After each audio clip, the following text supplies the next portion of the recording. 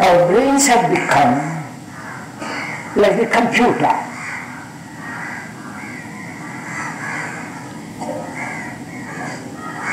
The scientists and the experts were. This talk is, by the way, from the 1960s by Krishnamurti. I think around 1964 he said this. This is like it became prophetic because every single thing that he said actually happened. Building computers are saying, pouring millions and billions of dollars, I mean both in Japan and America, to create a computer which is ultra mechanical intelligence. And as he says this, I have to say, in many of his talks he has emphasized that the human brain is very mechanical, like a computer. So there isn't much difference between how a brain functions and how a computer functions, except for the computer is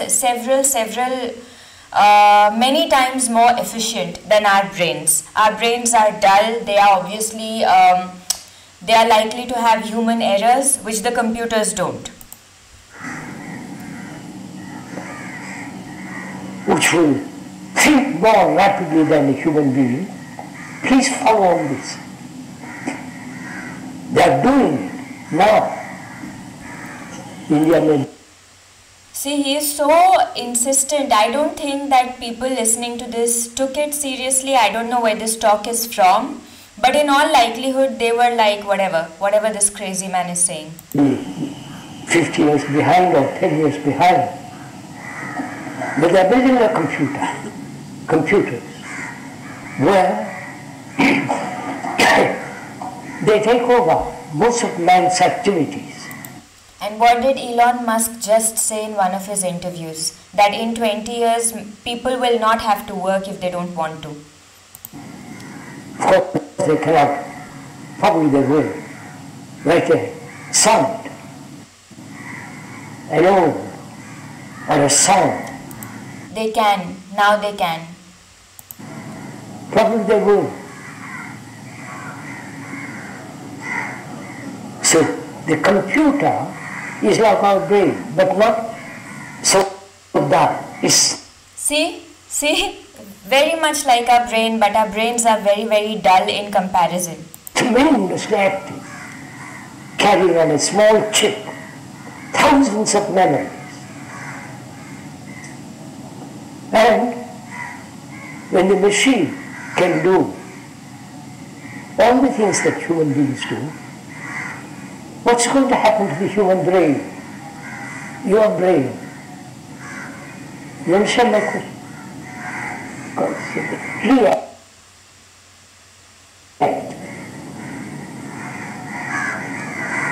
So all that will be left to do for the mind will be to react to things that already exist, because it will become incapable and unwilling to come up with a new idea, a new invention, a new concept. Well, the television in America. Rather than new, an original idea, original concept. We saw a Japanese car being built. There was a computer and a robot.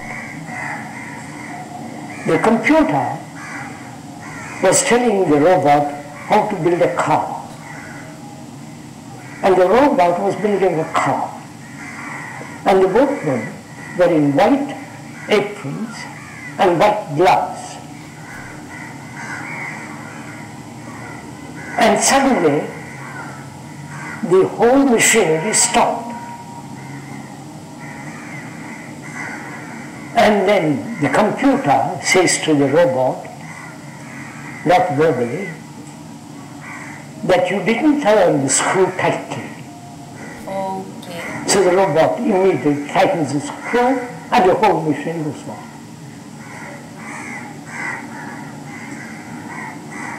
And this is what is happening in the computer world.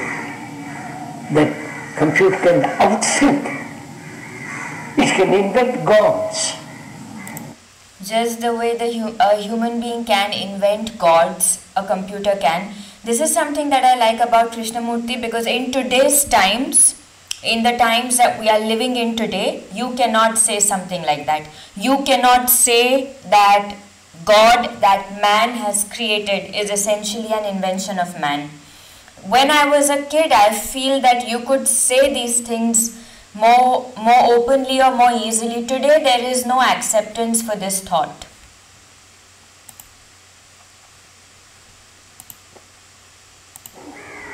As you have invented God. See? You can play chess, you can do most extraordinary things. And what's going to happen to the human brain? You haven't thought about it, and it's not the brain into it, because you are not interested.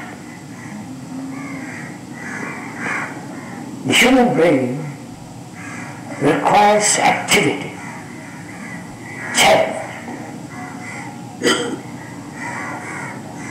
Either that brain is going to be entertained, entertainment industry is going to take over that brain, as you are being taken over now. Sport. Just look at us scrolling Instagram reels 24/7 at all times. Cinema, magazine, temples. Yes, again, temples. Again, nobody has the kind of courage or even the gumption to think that mindless religion, whether it's a temple or it's a mosque or it's a church, is ultimately entertainment. This idea itself is not, a man today cannot come and say these things, or a woman. They're all entertainments. And football, cricket and all the rest of it. Then what's going to happen? Your brain is taken over by entertainment industry. As it is being done now, of which you may not be conscious of it. And gradually your brain becomes quite dull, if not already. And either you're going to be entertained or you turn totally in a different direction, inwardly. If you turn inwardly, there is immense, infinity, everlasting security. Okay, so the thing I most importantly wanted to talk about, and the reason I started off with this video, is because there is something very specific that I have noticed throughout my life, and it has started making sense to me in the sense of it has now become a pattern in my brain, as have a lot of the things which I have seen throughout my life, but I have never been able to put them together in a pattern, to consolidate them together. But now it is being consolidated a little bit. A pattern that I see in people everywhere, in a lot of people, is that, and more in our society, with what is happening with the rise of Christian nationalism in the US, with the rise of the Hindutva philosophy in India, with the rise of religious fundamentalism anywhere in Afghanistan, what is happening, although it's not new. The reason I didn't mention Islam is it's not entirely new. But what I notice with what is happening again and again is that as a society, one of the reasons that we are turning to religious fundamentalism, to me, feels like we hate thinking. And this is not just India, this is not the West, this is like something is changing, and human beings have become so hateful of thought, of free thinking. And let me be the first one to say, in matters, especially we hate thinking in matters which are internal to us. We think it's wasteful. It's extremely wasteful for us to spend thought energy into analyzing ourselves, our relationships, and why we are doing the things that we are doing to others in relationships. However, we still are pretty proactive in thinking outwardly, in thinking how we can make our life materially better, which is great, not a bad thing. But we somehow have a culture where we have grown a kind of contempt to the idea of thinking. We look down upon thinking. Intellectualism has become a bad word. It has become kind of a slur, because like it's not a good thing to think, apparently. And you see that, number one is you see that in religious fundamentalism. Number two is you see that again and again in the ways that people are treating each other and approaching relationships, they are approaching friendships. I have seen people get aggressive when they assume that you are trying to make them think. They look at you with this hatred and anger and aggression of a million lifetimes if they feel like you are challenging a thought that is the basis for their security. And if you took that thought away from them, they will have nothing to rely on, and they are very scared of who they will become without this thought. They are very scared of what they will end up doing, what their self-image will be. And let me be the first one to say, thought doesn't bring all the answers all the time. And I have been a chronic overthinker in my life, and I can attest to the fact that when unleashed without care, thought can bring inaction and it can bring destruction. Overthinking is not good. However, there is a certain, especially in situations where we are dealing with the presence of God, like is there a God, what is the meaning of morality? Questions that pertain to morality, pertain to philosophy, pertain to religion, the true religion, they cannot be answered by thought alone. But there is a certain point until which thought can take you. It can take you up until that point, and when you reach that point where you have reached the end of thought, you will have no option but to say, okay, I surrender. I cannot go further than this. Further than this, either it's fate or nothing. And then that's your choice. But at least you have to attempt to go as far as thought lets you go. People think that being thoughtless is okay, being thoughtless is naive, being thoughtless is gullible. I will tell you, being thoughtless is evil. I have never met a person who is very abusive, who is a bully, who also at the same time does not hate thinking, who also at the same time does not hate analyzing their own actions. And also, I have never met a person who is super abusive, who is a very big bully, who is not at the same time a religious fundamentalist. Does that mean that all religious fundamentalists eventually become bullies and abusers? No. Because I do know people who are very, very loyal to their religion and they are not violent people. But I have not met a deeply violent person who is not a religious fundamentalist and who also at the same time doesn't hate thinking. Because I think that most of us, 99% of us, want to have the self-image that we are good people.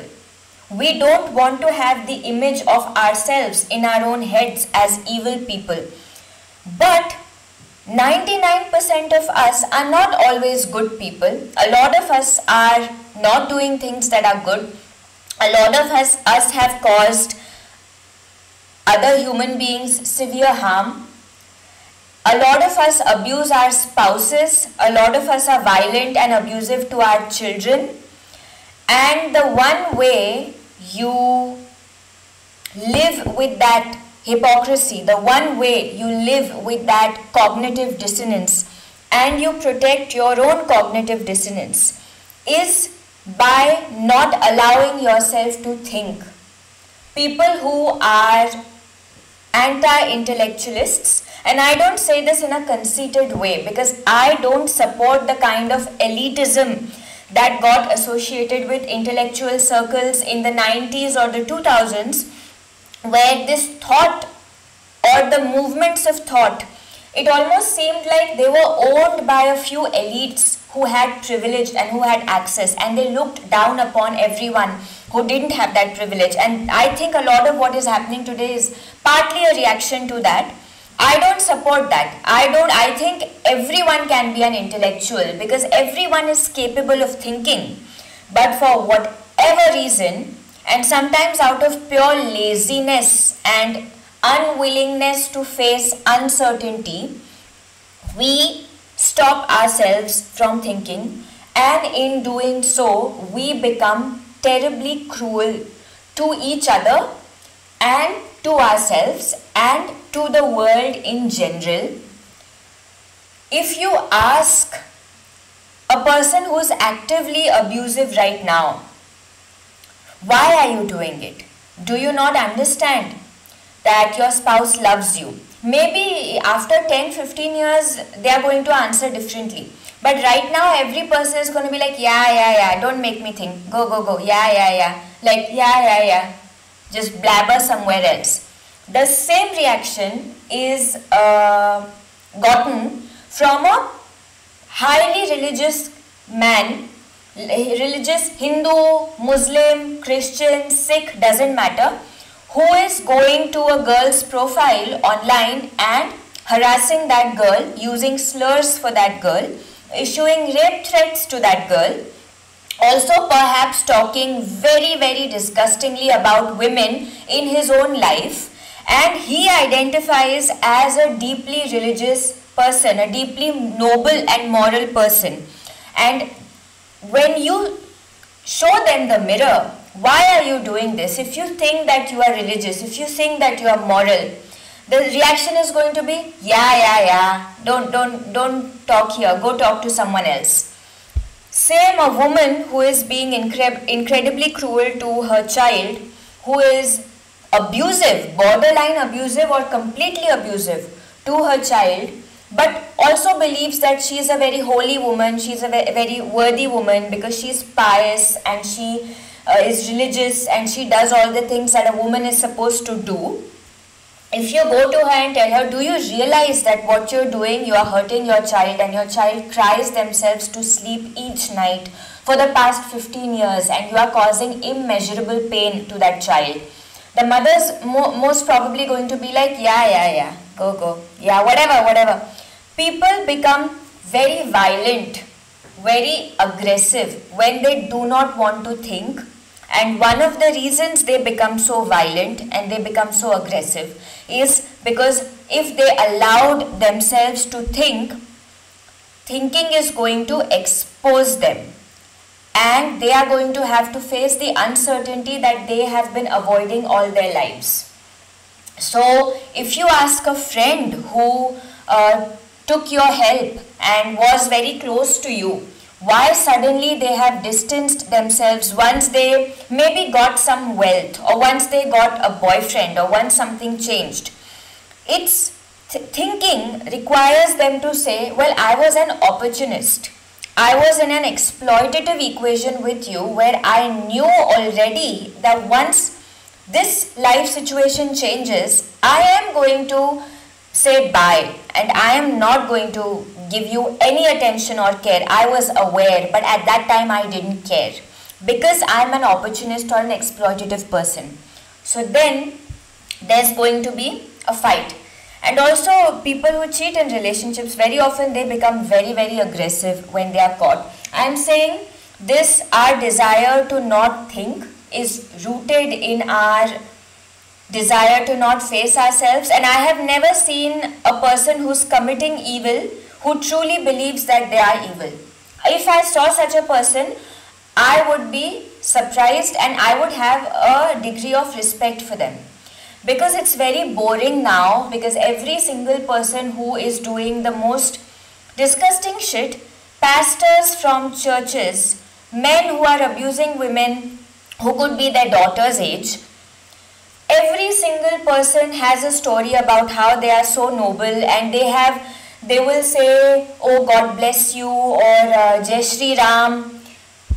Every single person who is doing something disgusting has a belief that they are really good people, and I think this is because we all collectively as a society, we have just refused to think, and we get angry at people who try to make us think.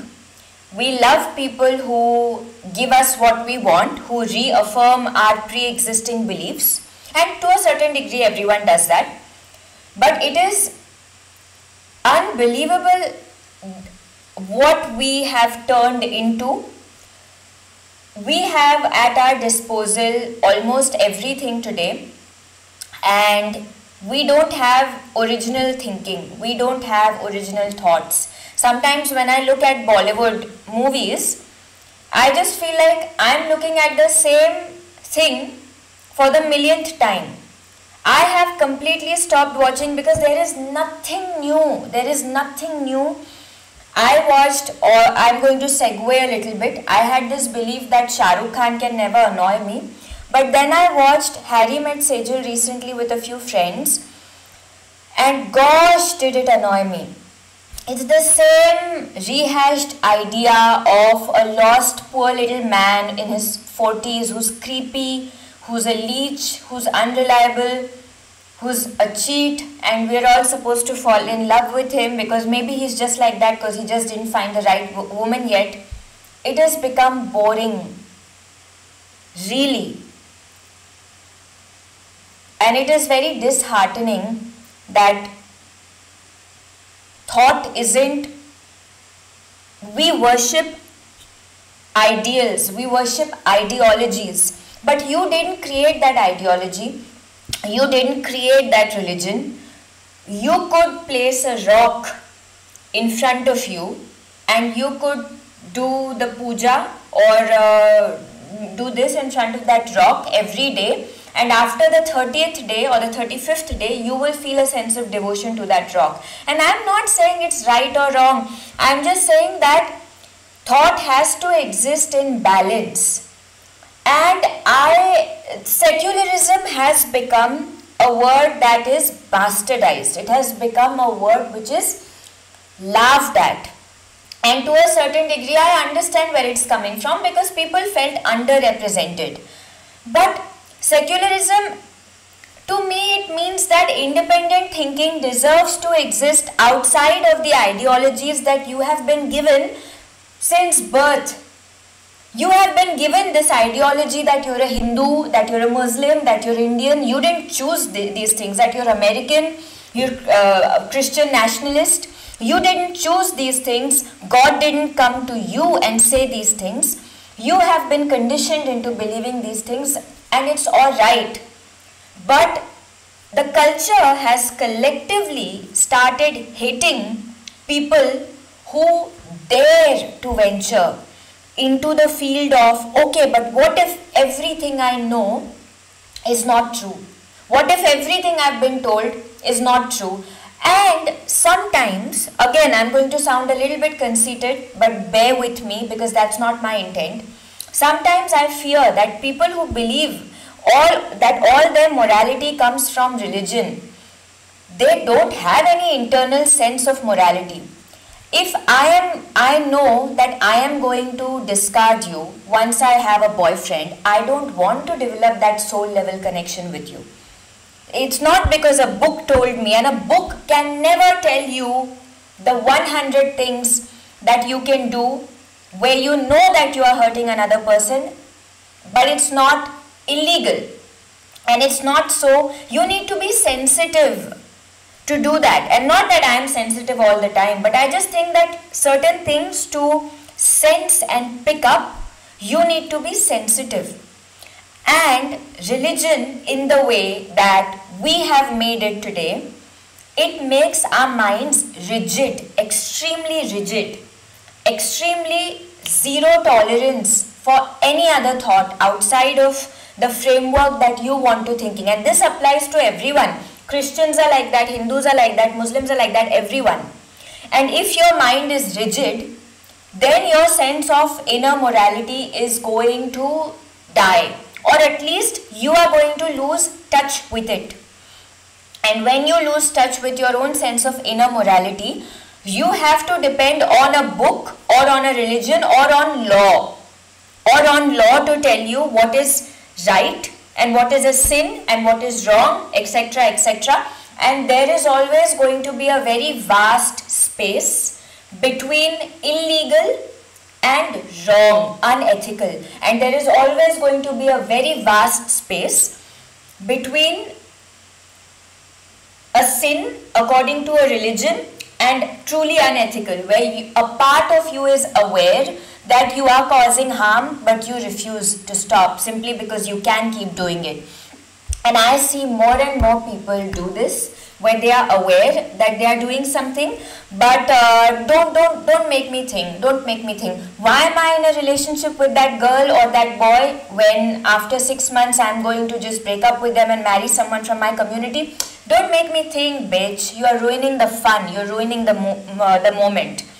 Why am I developing these associations with people when I know I'm going to just discard them and not even pick up their calls? Just don't make me think. Live in the moment. Don't make me think. But every single time, all of these people are highly religious. And there is another religion these days. It's called therapy. Therapy has become what religion has been for people throughout centuries. It is basically a free pass for you to be a shitty human being while still believing that you're a great human being. I go to therapy, so obviously I must have a good reason to do something. I can keep going on about this, but this sort of an anti-intellectualism that we propagate, where we criminalize certain people or certain ideologies or certain questions beyond doubt, where we don't even want to consider what is being said, I don't think it's helping the world, and I don't know where it's going to go. But it doesn't just show up in the ways that we write books or we write stories or how the public discourse goes. It shows up in ways that we as human beings love each other, that we as human beings deal with each other in relationships, in equations. If you overthink too much, you cannot love. That is true. But how the hell are you going to love at all if you can't even think? If you can't even pay attention, the most basic amount of attention, how are you going to love? I just want to end this with an example. If I make the most innocent face that I can make, and I knock a person's door, right? And I say, hey sir, can you please let me inside your house? And this man is like, well, I don't know you and I'm not in the mood for anyone to be in this house. But then I keep insisting and I'm like, hey sir, please sir, I'm just a little girl sir, and it's so cold outside and I promise I will behave sir, just give me a chance sir. And that man has pity on me because I'm appealing to his empathy, and he lets me inside the house, and then I go inside the house and I shit and I barf and I fart and I make the most, and I go to his kitchen and I grab his food and I make the most disgusting noise while eating. And then I say like, well, I haven't attacked you, none of this is a crime, and you let me in. And then I just go. There is a big space between what is illegal and what is unethical, and what is a sin and what is unethical. And if all you depend on is an unoriginal thought and ideology to determine for you what is right and what is wrong, you are always going to play between that space. And it's disheartening to see how much people don't want to think. It's all I want to say. It is truly, truly disheartening. This age, to me, it is the death of nuance. People don't want to go deep. People don't want to think. It's not that deep. It's not that deep. It is fucking deep. Everything is deep. You just have to be able to see it, and you need to be willing to see it.